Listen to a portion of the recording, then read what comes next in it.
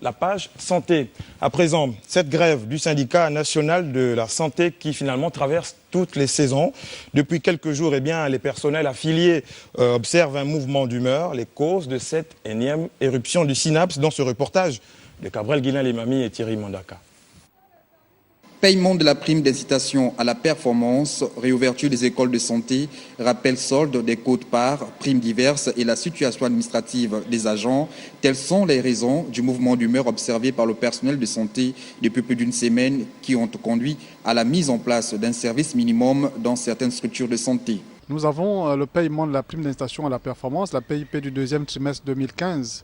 Il y a la question des situations administratives. Il y a des gens qui ont été en stage, qui malheureusement, après leur stage, ne sont pas reclassés aujourd'hui. Il y a la situation de la main-d'œuvre non permanente. Certains sont prélevés, comme dans leur bulletin, comme le dit la loi, mais malheureusement, ce prélèvement, cet argent n'est pas reversé à la CNSS.